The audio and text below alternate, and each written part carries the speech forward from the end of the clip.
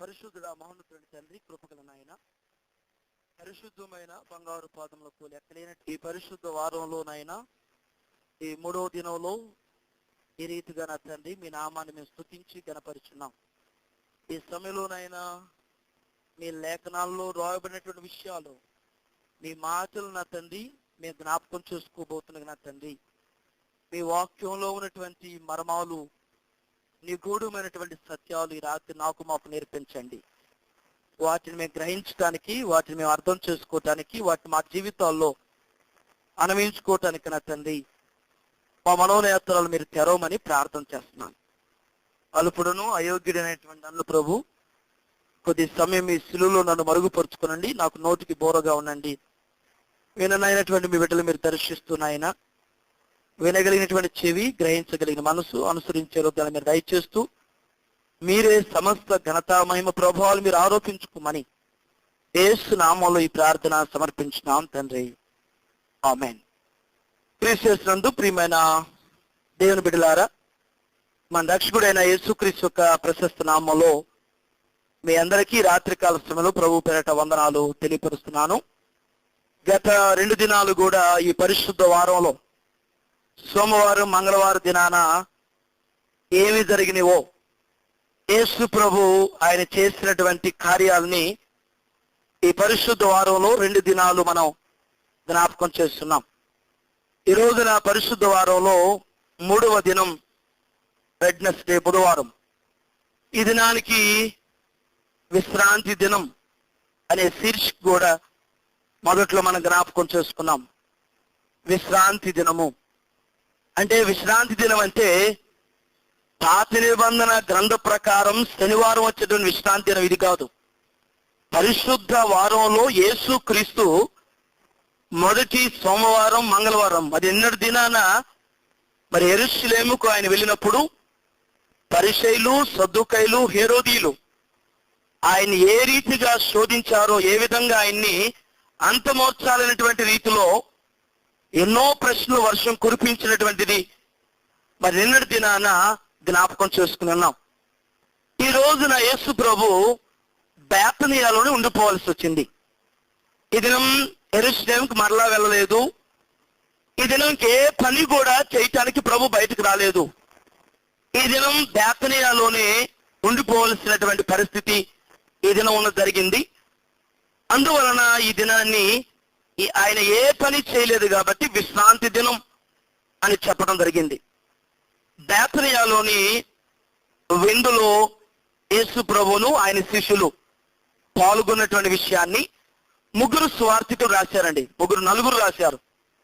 మత్తయి సువార్తికులు అయితేనేమో 26వ అధ్యాయం 6వ వచనం నుంచి 13లో మత్తయి సువార్తికులు రాసింది ఏంటంటే, కుష్ఠరోగి అయినటువంటి సీమోను ఇంటిలో భోజనం సిద్ధపరిచినప్పుడు యేసును ఆయన శిష్యులను ఆ విందుకు వెళ్ళిరి అనే మాట మత్తయి సువార్తికులు రాశాడు. మార్కు సువార్తలో 14వ అధ్యాయం 3వ వచనం నుంచి 9వ వచనంలో మార్కు తనదైనటువంటి శైలిలో మార్కు రాశాడు. లూకా సువార్తికుడు అయితేనేమో లూకా సువార్త 7వ అధ్యాయం 36వ వచనం నుంచి 50వ వచనంలో ఈ సందర్భం వేరుగా లూకా రాశాడు. సీమోను అటువంటి కుష్ఠరోగి ఇంటిలో, సీమోని ఇంటిలో యేసు ప్రభు ఉన్నాడని తెలుసుకుని పాపాత్మురాలనేటువంటి ఒక స్త్రీ ఆమె వచ్చి యేసు క్రీస్తు యొక్క మరి పాదాల దగ్గర ఆమె కూర్చుని మరి కన్నీళ్లతో ఆయన పాదాల దగ్గర ఏడ్చి విలువైనటువంటి అత్తరు ఆయన మీద పోసినటువంటి రీతిని లూకా సువార్త 7వ అధ్యాయానికి జ్ఞాపకం చేశాడు. యోహాను సువార్తికుడు మనం ఇప్పుడు చదువుకున్నటువంటి యోహాను సువార్త మరి 12వ అధ్యాయం 1వ వచనం నుంచి 11వ వచనాల్లో యోహాను వారి 3 కంటే వ్యత్యాసంగా రాశారు. ఎవరికి వచ్చే తలంపులు వారివి, ఎవరు అనుభవాలు వారివి. మత్తయి ఎలా రాశాడో మార్కు రాయాలని, మార్కు ఎలా రాశాడో లూకా, యోహాను రాయాలని లేదు. వారు శిష్యులుగా ఉన్నప్పటికీ వారికి ఉన్నటువంటి పరిజ్ఞానాన్ని బట్టి, దేవుడు వారికి బయలుపరిచిన విషయాలను బట్టి వారి అనుభవాల్ని ఒక్కొక్క రీతిలో వారి వారి యొక్క సువార్తల్లో రాసుకోవటం జరిగింది. అయితే ఈ రాత్రి దేవుని బిడ్డలారా, యోహాను సువార్త మీద మనం ధ్యానం చేద్దాం. అక్కడ జరిగినటువంటి ఆ సంఘటనని యోహాను సువార్తను మరలా మార్కు సువార్తలో ఒక వచనాన్ని ఈ రాత్రి మనం జ్ఞాపకం చేసుకున్నాం.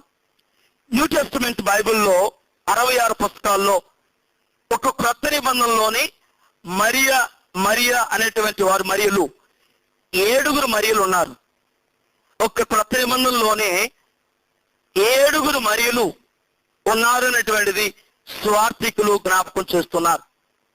6 దినాలలో పస్కా పండుగ జరగబోతుంది. 6 దినాల్లో పస్కా పండుగ జరగబోతుంది. ఈ పస్కా పండుగకి యేసు ప్రభు 6 దినాల కంటే ముందే ఇంకొక 6 రోజుల్లో పండుగ వచ్చింది. పస్కా పండుగ అనంగా బేతనియాలోనే ఉండిపోవాల్సి వచ్చింది. నిన్నటి దినం మరి మొన్నటి ఆదివారం నుంచి మనం జ్ఞాపకం చేసుకుంటున్నాం అనేకమైన విషయాలు. జయోత్సాహం ఎక్కడి నుంచి బయలుదేరిందో, మరలా తిరిగి ఎక్కడికి వచ్చాడో, మరి సోమవారం దినాన ఏం చేశాడో, మంగళవారం ఏం చేశాడో, ఈ రోజు బుధవారంలో ఈ విశ్రాంతి దినంలో ఆయన ఏ కార్యం చేశాడనేటువంటిది ఈ రాత్రి మనం జ్ఞాపకం చేసుకోబోతున్నాం. బేతనియాలోని మరియా మార్తల గృహంలో విందు ఏర్పాటు చేయవలసిన ఆవశ్యకత ఏర్పడింది. ఒక రకంగా చెప్పాలంటే ఈ రోజుని థ్యాంక్స్ గివింగ్ డే అని చెప్పుకోవచ్చు. దేవునికి, యేసు స్వామికి కృతజ్ఞతాస్తుతులు చెల్లించుతున్నటువంటి దినం ఈ దినం థ్యాంక్స్ గివింగ్ డే. ఎందుకు మరియా మార్తలు యేసు ప్రభుకి కృతజ్ఞతాస్తుతులు చెల్లించడానికి విందు ఏర్పాటు చేశారంటే, ఆ ఇంటిలో బలమైనటువంటి ఒక అద్భుతం జరిగింది. యేసు ప్రభు మరియా మార్తల ఇంటిలో గొప్ప కార్యం. ఆనాటి పస్కా పండుగ చుట్టుప్రక్కల ఉన్నటువంటి జనసమూహం తండోపతండులుగా రాబోతున్నారు. ఇన్ని సంవత్సరాల పస్కా పండుగ కంటే ఈ సంవత్సరం చాలా మంది రాబోతున్నారు. ఎందుకంటే చనిపోయినటువంటి లాజరు, సమాధిలో పెట్టబడిన లాజర్ని 4 దినాల తర్వాత యేసు ప్రభు ఆయన మాటతో బ్రతికించాడు. పస్కా పండుగకు రావటం ఒక ఎత్తు అయితే, అంతకంటే కూడా చనిపోయి సమాధిలో ఉన్నటువంటి 4 దినాలైనటువంటి లాజర్ని యేసు ప్రభు మాటతో బ్రతికించాడు అనేటువంటిది, బ్రతికించినటువంటి బ్రతికిన లాజర్ని చూడాలని తండోపతండులుగా ఈ పస్కా పండుగకు రానయ్యున్నారంట. ఆ రోజు అలాగే వచ్చారంటండి. అయితే ఈ గొప్ప కార్యం యేసు ప్రభు నిజంగా మరియా మార్తల కుటుంబంలో చేశాడు. ఒక భక్తుడు ఏమంటాడంటే, యేసు ప్రభు లాజరు చనిపోయినటువంటి వార్త విన్నప్పుడు చనిపోయిన దానికంటే కూడా లాజరు చనిపోయాడు అనే ఆ సంఘటన కంటే కూడా యేసు ప్రభు కబురు పెడితే తిరిగి ఆయన రాలేదు వెంటనే అనే దానికి చాలా వేదన పడ్డారంట వారు. తమ్ముడు చనిపోయినటువంటి బాధ కంటే కూడా చనిపోయినటువంటి వార్త యేసు ప్రభు కబురు పెట్టారు. అయ్యా, నీవు ప్రేమించినటువంటి లాజరు చనిపోయి ఉన్నాడు అనే కబురు పెడితే ఆయన ఆలస్యం చేశాడు. ఆయన కొరకు మరియా మార్తలు ఎంత ఎదురు చూశారో, 1 రోజు కాదు, 2 రోజులు కాదు, 3 రోజులు కాదు, 4 రోజులు ఎదురు చూశారు. చూసి వస్తాడని చూశారు. ఇక ఆయన ఆలస్యం అయిపోతుందని ఏ కబురు లేదు. ఒకవేళ వస్తున్నాడనో, మార్గ మధ్యలో ఉన్నాడనో, ఇవేవి కబురు లేకపోవటం వల్ల సమాధి కార్యక్రమాన్ని చేసేశారు. ఇది బహుగా వేధించింది, చాలా దుఃఖానికి గురి చేసిందండి. అయ్యో, మేము ప్రభువుని ఎంత ప్రేమించాం. నిజమే కదండి. మనం ఎవరినైనా ఎంత ఇష్టం పెడితే వారు మన వారుగా అయినటువంటి వారు రాకపోతే ఎంత బాధ. మన కష్టంలో, మన అనారోగ్యం ఉన్నప్పుడు, మన హాస్పిటల్లో ఉన్నప్పుడు అలా మనం ప్రేమించేటువంటి, మనం ఎంతో హెల్ప్ చేసిన వారు రాకపోతే మనకి ఎంత బాధ వేసిద్ది. మరియా మార్తలు కూడా అలాంటి బాధకు గురయ్యారంట.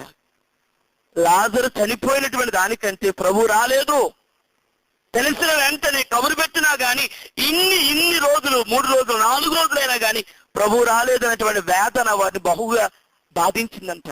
బహుగా దుఃఖానికి గురయ్యారు. 4 దినాల తర్వాత యేసు ప్రభు వచ్చి లాజరు బయటికి రానటువంటి పిలుపుతో ఆయన మరణం మీద విజయం లాజరుకే.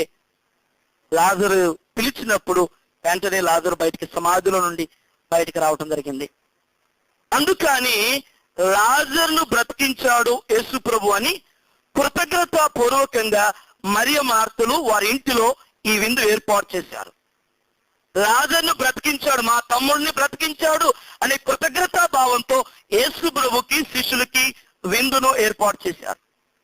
రాత్రి దేవుని బిడ్డలారా, ముగ్గురిని మనం ఒకసారి జ్ఞాపకం చేసుకున్నాం. మార్త యేసుక్రీస్తుకి గొప్ప పరిచర్య చేసిందండి. ఈ లోకపరమైనటువంటి పరిచర్య. మరి మార్తలో ఉన్నటువంటి కొన్ని లక్షణాలు ఏమిటంటే, మంచి క్వాలిటీస్ ఏమిటంటే, మార్తలో పరిచర్య చేసే సుగుణం ఉంది, ప్రేమ కలిగినటువంటి తత్వం ఉంది, మంచి మర్యాద ఉంది, భక్తి ఉంది. భక్తి అనేటువంటిది ఆమెలో ఉంది. ఇవి మాత్రమే మార్తలో ఉన్నాయి. మరియలో కూడా భక్తి ఉంది, ప్రేమ ఉంది, ప్రేమ కలిగిన హృదయం ఉంది, అన్నిటికంటే కూడా వినే స్వభావం ఉంది, దాన్ని ఆచరణ పెట్టేటువంటి బుద్ధి మరియకుంది. మార్త ఏమిటంటే పరిచర్య చేయటమే, భక్తి కలిగినటువంటి ఆమె, ప్రేమ కలిగినటువంటి ఆమె, కాదంటానికి లేదు. కానీ దేవుని మాట వింటుందే గాని ఆచరణలో పెట్టలేకపోయినటువంటి ఆమె మార్త. కానీ మరియలో మాత్రం విన్న మాటలు జాగ్రత్తగా వింటది, ఆ మాటల్ని ఆచరణలోనికి అనుసరించేటువంటి స్వభావం మరియలో ఉన్నటువంటి మంచి లక్షణం. లాజరు గురించి బైబిల్లో దేవుని బిడ్డలారా ఇక్కడ మాత్రమే చెప్పబడిందండి. యోహాను సువార్త 11వ అధ్యాయం మనం చూస్తే 2వ వచనంలో యేసు క్రీస్తును ప్రేమించినటువంటి మరియ మార్తల యొక్క సహోదరుడు లాజరు అనే పేరు మాత్రమే ఈ యోహాను సువార్తకు రాశాడు. లూకాసు సువార్తలు ఈ కుటుంబం గురించి పరిచయం చేసేటప్పుడు మనం చూస్తే, లూకాసు సువార్త 10వ అధ్యాయం మనం ఆ భాగంలో మనం చూస్తే మరియా మార్తల గురించి చెప్పబడింది, లాజరు గురించి అక్కడ చెప్పలేదు. చెప్పబడిందా? ఉందా? లూకాసు సువార్త 10వ అధ్యాయం 38వ వచనం నుంచి ఆ 42వ వచన భాగంలో చూస్తే లాజరు పేరు అక్కడ ప్రస్తావించబడలేదు, ఆ లూకాసు సువార్తకు రాయలేదు. మార్త గురించి రాశాడు. మరియ గురించి మరియ ఉత్తమమైనది ఎన్నుకున్నది, అది ఆమె దగ్గర నుంచి ఎన్నటికీ తీసివేయబడదు అని వారిద్దరి గురించి రాశాడు. కానీ వారికి ఒక తమ్ముడు ఉన్నాడనేటువంటి విషయాన్ని మాత్రం ప్రస్తావించలేదు లూకాసు సువార్తికుడు. యోహాను సువార్తికుడు మాత్రమే ఆ మాట రాశాడు.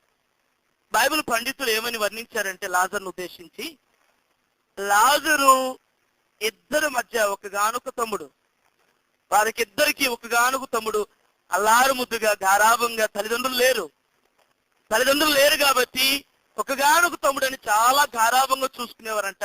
ఆ గారాభమే లాజరు ఎప్పుడు ఇంటి పట్టున ఉండేవాడు కాదంట.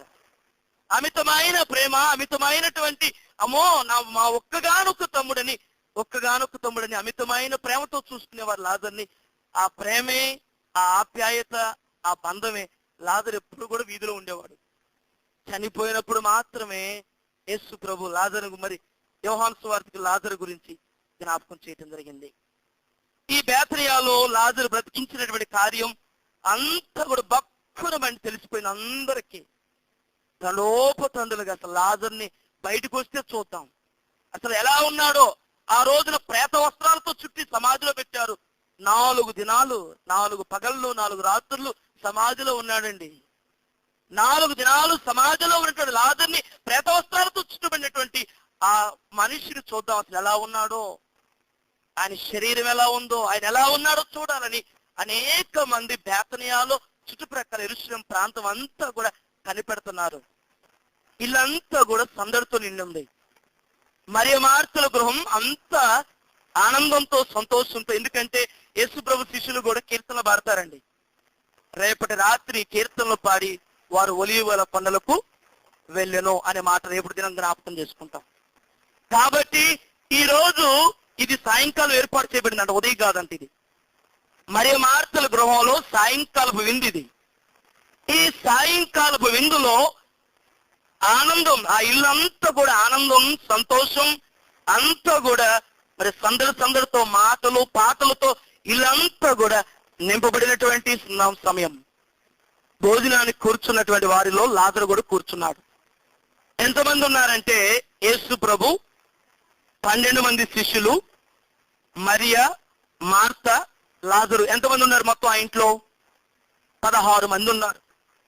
12 మంది శిష్యులు, యేసు ప్రభు 13 మంది, మరియ మార్తలు, లాజరు 3, మొత్తం 16 మందితో ఆ చిన్న ఇల్లు కలకల్లాడుతూ ఉన్నది. లాజరు బ్రతికినటువంటి సంతోషం, గొప్ప విందులో ఆ విందులో యేసు ప్రభు ప్రక్కన లాజరు కూడా కూర్చున్నాడని. ఎంత ధన్యత అండి! వీధుల్లో తిరిగేటువంటి వాడు, బయట ఉన్నటువంటి విలువ లేనటువంటి లాజరు యేసు ప్రభు ప్రక్కన కూర్చుని భోజనం చేయగలుగుతున్నాడంటే ఎంత భాగ్యం! ఎవరిని బట్టి వచ్చింది? ఏమండి? వారి సహోదరులు బట్టి లాజరుకి ఆధిక్యత దొక్కింది.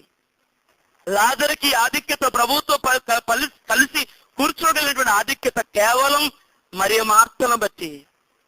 యేసు ప్రభు ప్రక్కన కూర్చుని భోజనం చేయటానికి కూర్చున్నాడు. మార్త వడ్డిస్తూ ఉన్నది, లాజరు ప్రక్కన కూర్చున్నాడు. మరియ చేస్తున్న పని ఏంటంటే యేసు క్రీస్తు పాదాల వెనక కూర్చునుంది. యూదులు ఎవరైనా కానీ భోజనం చేసేటప్పుడు వారు కాళ్ళు మడిచి వెనక్కి ఫోల్డ్ చేసి కూర్చోవాలంట. మనలాగా బాస్కెట్ లాగా లేకపోతే ముందుకు చాపుకుని ఎదుటోళ్ళకి కనపడేటట్టుగా మన పాదాలు ఎదుటోళ్ళు చూపిస్తాం కదా. లేకపోతే కాలు మీద కాలు వేసుకుని డైనింగ్ టేబుల్ మీద కూర్చున్నప్పుడు ఊపుతా, కాళ్ళు ఊపుతా, మరి ఎదుటో పక్కన వారు కూర్చున్నారని కూడా చూసుకోం మనం కదా. మన అరికాలు పాదం పక్క వాళ్ళకి ఎదురోళ్ళకి చూపిస్తా తింటాం మనమైతే. యూదులు అలా భోజనం చేయరండి. వారు పూర్తిగా ఈ పాదాలన్నీ కూడా వారి కాళ్ళు వెనక్కి మడిచేసుకుంటారు. పాదాలు వెనక్కి ఉంటాయి. మరియా పాదాలు వెనక భాగంలో కూర్చున్నది. డిఫరెన్స్ మీరు గమనించండి. లోకాసు వార్త 10వ అధ్యాయంలోనేమో యేసు క్రీస్తు ఎదుట కూర్చుని వింటుంది, పాదాల దగ్గర కూర్చుని వింటుంది. ఇక్కడేమో యేసు క్రీస్తు పాదాలు వెనక కూర్చుని భోజనం చేసేటప్పుడు వెనక్కే ఉండాలి, పాదాలు ఉంటాయి కాబట్టి వెనక వైపు కూర్చుని ఆమె చేయవలసిన పని కొరకు సిద్ధపడుతున్నది. ఇంకో గొప్ప విషయం ఏంటంటే దేవుని బిడ్డలారా, యేసు ప్రభు రాకతోనే స్త్రీలకు విముక్తి కలిగింది, విడుదల కలిగింది. పాత నిబంధనలో మనం గమనిస్తే యోధా జాతి స్త్రీ బయటికి రాకూడదు, బయట ముఖం చూపించకూడదు. ఒకవేళ ఆమె బయటకు వచ్చిందంటే రెండు సందర్భాలు బయటకు వస్తుందంట. ఒకటి తన యజమాని కోల్పోయినప్పుడు, ఒకటి రెండవది తన జీవితం పతితమైనటువంటి జీవితంలో. రెండు సందర్భాల్లో ఆమె బయటికి వీధుల్లోకి వచ్చి తిరగలుగుతుంది. కానీ యేసు స్వామి రాకతో 4 గోడల మధ్య ఉన్నటువంటి స్త్రీని సమాజానికి తీసుకొచ్చాడు బయటికి. కాబట్టే మనం మత్తయి సువార్త 15వ అధ్యాయంలో సందర్భాన్ని జ్ఞాపకం చేసుకుంటాం. కనాను స్త్రీ తూరు సీదోను పట్టణానికి వెళ్ళినప్పుడు కనాను స్త్రీ అనేటువంటి ఆమె దావీదు కుమారుడా నన్ను కరుణించు, దావీదు కుమారుడా నన్ను కరుణించు అని కేకలు పెడుతూ వెనక్కి వస్తున్నా గాని ఆయన వినపడుతున్నా గాని వినపడినట్టుగా వెళ్ళిపోతూ ఉన్నాడు. మత్తయి సువార్త 15:22 ఆ భాగం అంతా చదువుతూ అక్కడ ఉంటది. ఆయన కనపడుతూ ఉండేది, దావీదు కుమారుడా, దావీదు కుమారుడా అని పిలుస్తూ ఉంటది. శిష్యులు కూడా చెప్తారు, అయ్యా ఆమె వెనక్కి వచ్చి కేకలు వేస్తున్నా, ఆమెను పంపించే అని అంటున్నా గాని ప్రభు వినపడినట్టుగానే వెళ్ళిపోతున్నాడు. ఆమెను నిలబడిన తర్వాత ఆమెతో మాట్లాడతాడు, నా పిల్లలు రొట్టెలు తీసుకుని కుక్క పిల్లలకు వేయటం యుక్తం కాదు కదా. ఈ మాటలన్నీ కూడా స్త్రీలకు విడుదల. 4 గోళ్ల మధ్య ఉన్నటువంటి మగ్గిపోయేటువంటి జీవితం, బయటికి రాలేటువంటి వారి కొన్న బంధకాలని వారు మాట్లాడింపజేస్తున్నాడు. ఆ బంధకాలను విడిపించి ప్రభు బయటకు తీసుకొస్తున్నాడు. కాబట్టి యేసు క్రీస్తు దగ్గర ధైర్యంగా మరియ కూర్చుని వినగలుగుతుంది. యేసు క్రీస్తు ఎదుట గాని యేసు క్రీస్తు వెనక గాని కూర్చుని ఆయన బోధ వినగలుగుతుందంటే యేసు క్రీస్తు వల్లనే ఈ విడుదల, ఈ గొప్ప మార్పు అనేటువంటిది యేసు క్రీస్తు ద్వారానే జరగటం జరిగింది. ఆమె చేసిన పని ఏంటో యోహాను సువార్తకు రాశాడు. సేరున్నర అనేటువంటి మాట యోహాను సువార్తలో ఆ మాట రాస్తున్నాడు చూడండి. విలువైనటువంటి ఆ మాట ఒకసారి చూడండి. యోహాను సువార్త 12వ అధ్యాయంలో ఏమి రాశారు ఆ మాట ఒకసారి జ్ఞాపకం చేసుకున్నాం. అప్పుడు మరియా అత్తరు ఒక సేరున్నర ఎత్తు తీసుకుని యేసు పాదముల మీద పోసి తల వెంట్రుకలతో ఆయన పాదములు తుడిచెను. చాలండి. సేరున్నర ఇప్పటి కాలంలో మనకి పెద్దగా ఇది తెలియదు కానీ ఎనగడ కాలంలో పాలు పోసేవారు. ఆ తర్వాత లీటర్లు వచ్చినాయి. సేరు అనేటువంటిది ఏంటంటే దాన్ని ఎలా చెప్పుకోగలిగారంటే 2 లీటర్లు అని చెప్పారు. సేరు అనేటువంటిది 2 లీటర్లు అంట. సేరున్నర అంటే 2 లీటర్న్నర, మన లెక్క ప్రకారం 2.5, మూడు లీటర్లు. అయితే దాన్ని ఆ రోజున ఇస్కరియోతు యూదా కొలతేసి చెప్పేశాడు. లెక్క ప్రకారం లెక్క చూసి ఇది దేనారాలు చూస్తే ఒక దేనారం ఎంత అన్నాడు? 150 రూపాయలు. దీన్ని అమ్మితే 300 దేనారాలు వస్తాయి, 300 దేనారాలు వస్తాయి అన్నాడు. ఇప్పుడు 150 ఇంటూ 300 దేనారాలు వేస్తే 45,000 ఆ రోజు. 300 ఇంటూ 150 రూపాయలు లెక్కన వేస్తే 45,000 వస్తుంది ఆ రోజు. ఇప్పుడు బైబిల్ గ్రంథం రాయబడి 150 సంవత్సరాలు అయింది, 150 సంవత్సరాలు కంప్లీట్ అయింది. ఈ రోజు ప్రకారం ఒక దేనారు 250 రూపాయలు. ఈ రోజు దేనారు ఈ రోజు లెక్క ప్రకారం చూస్తే 75,000 వస్తుంది ఈ రోజు లెక్క ప్రకారం. ఆమె యేసు ప్రభు పాదాల మీద పోసినటువంటి అచ్చజటామయిస్తున్నటువంటి ఆ అత్తరు బుడ్డి యొక్క విలువ ఆ రోజు 45,000, ఈ రోజున 75,000 దాని విలువ. మనం కూడా వాడేటువంటి పర్ఫ్యూమ్స్ బాటిల్ కలెక్ట్ చేస్తూ ఉంటాం, షోకేస్ లో జాగ్రత్తగా పెడతాం. చాలా అందంగా ఉంటాయి ఆ బాటిల్స్ కూడా. మన ఇక్కడైతే ఏముంటాయి డబ్బాల్లో, కానీ మన ఇండియా బయట నుంచి వచ్చే అయితే చాలా అందంగా ఉంటాయి, చాలా చక్కగా. సీసాలు కూడా చాలా చూడటానికి కూడా చాలా మంచిగా అనిపిస్తాయి. అది వాడేసినా కానీ దాంట్లో మరి అత్తరంతా అయిపోయినా కానీ ఆ అత్తరు పుట్టి పడేస్తామా? పడేయం. ఎందుకంటే చాలా చక్కగా ఉంటుంది కాబట్టి.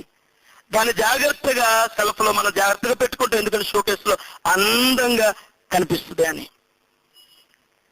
ఒక భక్తుడు ఏమంటాడంటే, ఒక కార్మికుడు 1 సంవత్సర జీతం అంటండి ఇది ఆమె ఖర్చు పెట్టింది.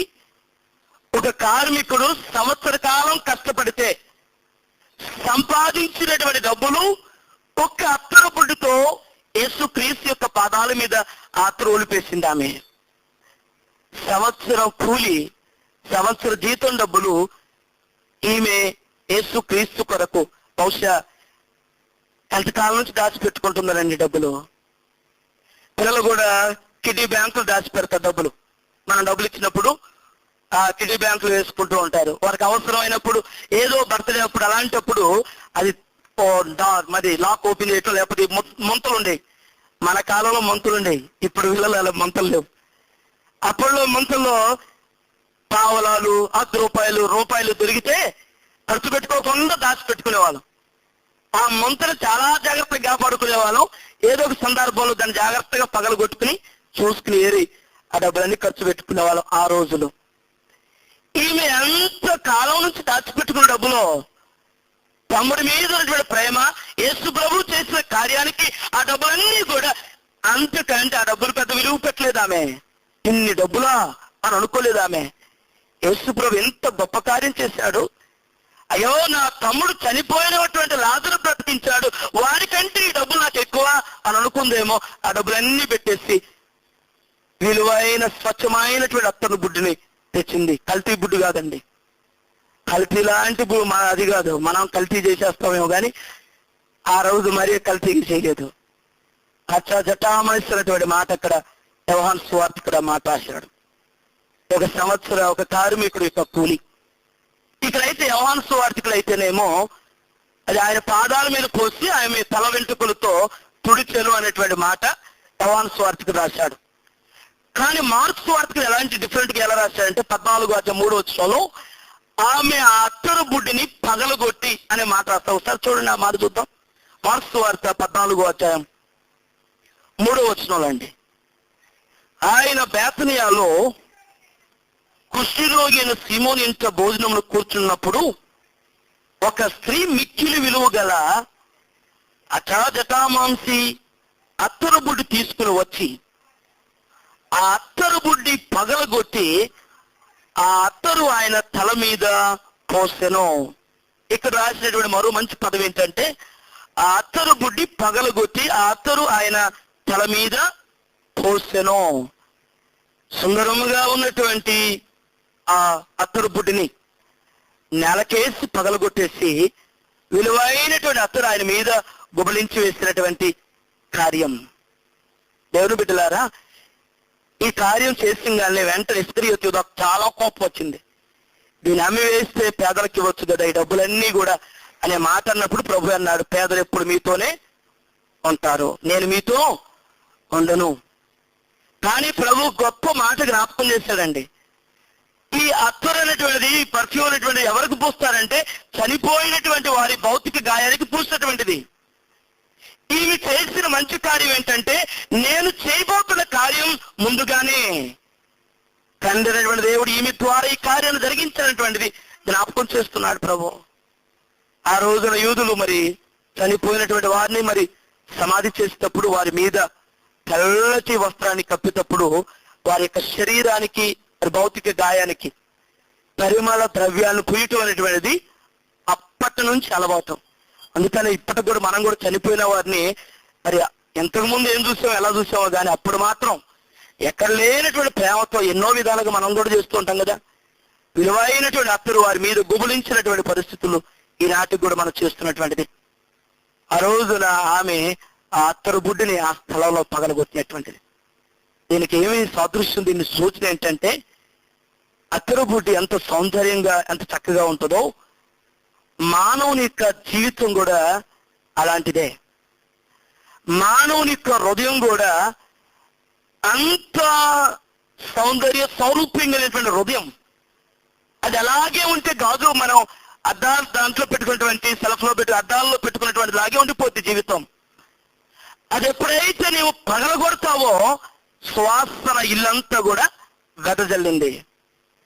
ఆ ఇల్లంతా ఇంతకు ముందు సందడిగా నిండింది. ఎప్పుడైతే ఈమె అత్తరుబుడ్డి పగలగొట్టిందో ఆ ఇల్లంతా కూడా సువాసనతో వెదజల్లిపోయింది, సువాసనతో నింపబడింది. మన జీవితాలు కూడా దేవుని బిడ్డలారా పగలగొట్టనంత కాలం ఇలాగే ఉంటాం. మన హృదయాలు మన జీవితాలు పగలగొట్టనంత కాలం, బద్దలు చేయబడినంత కాలం ఇలాగే గాజు బొమ్మలాగా ఉండిపోతాం. మన జీవితం ఎవరికి ఉపయోగం ఉండదు, చివరికి మనకు కూడా ఉపయోగం లేకుండా పోవచ్చు. కానీ ఎప్పుడైతే పగలగొట్టబడతామో, ఎప్పుడైతే ముఖ చెక్కలుగా విరగొట్టబడతామో అది మన జీవితానికి సువాసన వెదలటువంటి జీవితంగా ప్రభు నిలబెడతాడు. గొప్ప మాట అంటాడు నేను ఉద్దేశించి. ఏమన్నాడంటే అక్కడ ఒక మంచి మాట కూడా జ్ఞాపకం, ఈమె చేసిన కార్యం ఈ సువార్త ఎక్కడైతే చెప్పబడుతుందో అక్కడ ఈమె చేసిన కార్యం జ్ఞాపకం చేసుకోబడుతుందని చెప్పాడు. నిజంగా ఆమె చేసిన కార్యం ఈ రోజుకి 2000 సంవత్సరాలు యేసు ప్రభు భూమి మీద మరి గొప్ప కార్యం చేయడం 2000 సంవత్సరాల నుంచి ఆమెను గురించి ఎన్ని దేశాలు ఎంత మంది చెప్పుకుంటున్నారు. మరీ చేసిన పని ఏమండి, ఆమె చేసింది చిన్న పనే, విలువైనటువంటి అత్తరు బుడ్డే కాదంటే పగలగొట్టేసింది, ఇది చేసింది. ఈ రోజు వరకు కూడా యేసు ప్రభుని గురించిన సువార్త ఎక్కడైతే చెప్పబడుతుందో ఆ స్థలములో ఆ మనుషులు ఈమెను తప్పకుండా జ్ఞాపకం చేసుకుంటున్నారు. ఈ లోకంలో మనం పుట్టామంటే, ఈ లోకంలో మనం జీవించుంటున్నామంటే, దేవుని స్వరూపంలో ఉన్నామంటే దేవుని కొరకు మనం ఏం చేశాం, దేవుని కొరకు మనం ఎలా జీవిస్తున్నాం, పరిమళ సువాసన కలిగినటువంటి జీవితం కావాలని ప్రభు ఆశపడుతున్నాడు. మన జీవితాన్ని పగలగొట్టబడకపోతే యేసు ప్రభువు ఆయన నాగలవాను సాలువలే దున్నబడ్డాడు కాబట్టి నీకు నాకు రక్షణ దొరికింది. నీకు నాకు విమోచనటువంటి పాపానికి క్షమాపణ యేసుక్రీస్తు యొక్క శిలువలో ఆయన నలగొట్టబడుతుందో దొరికింది. నీవు నేను పగలగొట్టబడితేనే గాని ప్రభు మనల్ని ఇష్టపడతాడు. ప్రభు ఇష్టపడతాడు. విరిగిన హృదయం, నలగొట్టబడిన హృదయం దేవునికి ఇంపైనటువంటిది. రాత్రి జ్ఞాపకం చేసుకుని ఒక్క మాట దీని పట్ల నేర్చుబడినట్లయితే మరియ చేసినటువంటి కార్యం విలువైనటువంటి అత్తరు బుడ్డిని తన జీవనం అంతా తను దాచిపెట్టుకున్న డబ్బులంతటి బట్టి కూడా, డబ్బుల కంటే కూడా ప్రభు మీద ఉన్నటువంటి ఆ గొప్ప ప్రేమను బట్టి తన తమ్ముడైనటువంటి లాజరు బ్రతికించినటువంటి ఆ కార్యానికి నేను ఏమి చేస్తే సాటి అయింది అని గుర్తెరిగిందేమో. తన దగ్గర ఉన్నటువంటి డబ్బులన్నిటిని పెట్టేసి స్వచ్ఛమైన అత్తరు బుడ్డిని కొనేసి పగలగొట్టేసి ప్రభు పాదాల మీద తల మీద గుబలించి వేసింది. ఆ ఇల్లంతా సువాసనతో నింపబడింది. అప్పటి వరకు ఇల్లంతా సందడిగా ఉంది. ఇవి చేసిన కార్యం ద్వారా ఇల్లంతా నిశ్శబ్దం అయిపోయింది, మౌనం అయిపోయారు. ఇల్లంతా సువాసన ఇంటి నుంచి, ఇంటి లోపల, ఇంటి బయట గుబలించి వేస్తున్నది, లోపల ఉన్న వారికి, బయట ఉన్న వారికి. ప్రభు మనల జీవితం కూడా ఆ విధంగా, అంతరంగం బాహ్యం ఆ విధంగా ఉండాలని ప్రభు ఆశపడుతున్నాడు. నీ హృదయం ఆయన మందిరమైనదని నీ వెరగవా అంటున్నాడు పౌలు. నీ హృదయం లోపల, నీ హృదయం వెలుపట ఆయన మాటలు, ఆయన గురించిన సువాసన వెదజల్లగలిగినటువంటి జీవితం కావాలని ప్రభు ఆశపడుతున్నాడు. ఈ రాత్రి నీ జీవితం, నీ హృదయం పగలగొట్టబడితే సంతోషం, ధన్యుడు ధన్యురాలువో. నీ జీవితాన్ని పగలగొట్టుకోకపోతే, యేసు క్రీస్తు వాక్యం ఎన్నిసార్లు సుత్తి వంటి నేను వాక్యాన్ని జ్ఞాపకం చేయబడుతుంది.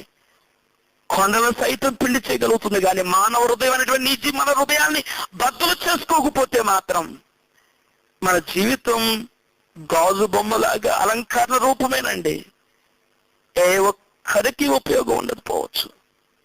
ఈ రాత్రి మంచి విశ్రాంతి దినంలో ఈ మంచి కార్యం మరీ చేసింది. ఈ సువార్త ఎక్కడైతే జ్ఞాపకం చేయబడుతుందో అక్కడల్లా కూడా ఈమె కార్యం జ్ఞాపకం చేసుకోబడుతుంది. ఎంతటి ధన్యత అండి మరియకు, ఎంతటి భాగ్యం దొరికిందండి శిలువ కార్యం ముందు దినంలో. రేపటి దినం అప్పగించబడుతున్న దినం. ఒకవేళ తర్వాత చేద్దాంలే, ఈ గొప్ప పని తర్వాత చేద్దాం అనుకుంటే సమయం దొరకపోవచ్చేమో మరియకు. ఇలాంటి అవకాశం మరలా రాకపోయిండొచ్చు అని, ఖచ్చితంగా రాకుంటుండొచ్చు. ఈ రోజు మిక్కిలి అనుకూలమైన సమయం అనుకుంది. నా జీవితానికి ప్రభుతో ఈ గొప్ప కార్యం చేయగలిగిన ఈ దినం అనుకుంది. ప్రభువులు మీద ఉన్నటువంటి ప్రేమను బట్టి, ఆయన చేసిన గొప్ప కార్యాలు గుర్తు చేసుకుంటూ కృతజ్ఞతాపూర్వకంగా తన సంపదనంతా కూడా స్వచ్ఛమైన అతురుబుటి మీద కొనివేసి పగలగొట్టేసింది. అతురుబుటి కాదు కానీ ఆమె జీవితాన్ని ప్రభు పాదాల దగ్గర పగలగొట్టేసుకుందండి. లోకా సువార్తలో ఆయన పాదాల దగ్గర కూర్చుని విన్నటువంటి అనుభవం, యోహాను సువార్తకు వచ్చేటప్పటికి ఆమెలో కలిగిన మార్కు సువార్తికుడు ఆమె హృదయం, ఆమె పగలగొట్టినటువంటి ఆమె హృదయం, ఆమె జీవితం సాదృశ్యంగా ఈ రాత్రి మన జ్ఞాపకం చేసుకోదగినటువంటిది. ఎన్ని సంవత్సరాల నుంచి వింటున్నాం, ఎన్ని సంవత్సరాల నుంచి దేవుని వాక్యం చదువుతున్నాం, ఎన్ని సంవత్సరాల నుంచి దేవుని మందిరానికి వస్తున్నాం. మనం నలగొట్టబడ్డావా? పగలగొట్టబడిందా మన జీవితం, మన హృదయం? సదులు చేయబడిందా మన దేహం, మన యొక్క హృదయ క్షేత్రం? వాక్యం అనే విత్తనం ఫలించాలి అంటే మాత్రం హృదయం బద్దలు చేయబడాలి, తున్నబడాలి, సదులు చేయబడాలి. అప్పుడు సాగు చేస్తే సారవంతమైన ఫలం నీలో నాలో వస్తుంది. ఇవేమీ జరగకుండా కూర్చుని వెళ్ళిపోతే ప్రయోజనం ఏమీ లేదు.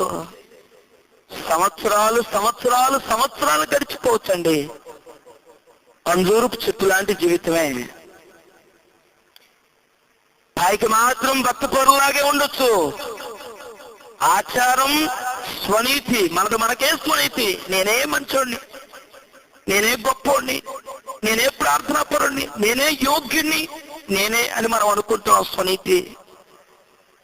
ఒక రోజున ప్రభు నన్ను ధవల సింహాసనం ఎదుటి తీర్పు చేయనప్పుడు మన జీవితం తేటతెల్లం చేయబడుతుంది. ఆ దినం ప్రార్థన చేసుకున్నాం. పరిశుద్ధుడ మహోన్నతుడి తండ్రి, కృపగల నాయన, మీ పరిశుద్ధమైన బంగారు పాదంలో కొందనా చెల్లిస్తున్నాం. ఈ పరిశుద్ధ వారంలో నాయన, ఈ దినం నా తండ్రి బేతనియాలో మరియ మార్తెల గృహంలో జరిగినటువంటి ఆ గొప్ప కార్యాన్ని, ఆ గొప్ప స్వార్థ సునాదాన్ని ప్రభు ఈ రాత్రి మేము జ్ఞాపకం చేసుకున్నాం.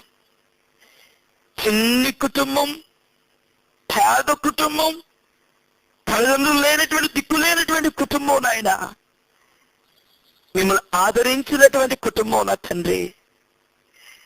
మాకు ఎన్ని ఉన్నా కానీ ప్రభు మిమ్మల్ని ఆదరించలేకపోతున్నాం, మిమ్మల్ని చేర్చుకోలేకపోతున్నాం.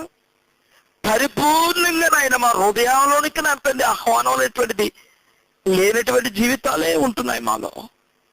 మరి చేసిన కార్యం ప్రభు 2000 సంవత్సరాలు అయిపోతున్నప్పటికీ జ్ఞాపకం చేసుకోబడుతున్న కార్యం.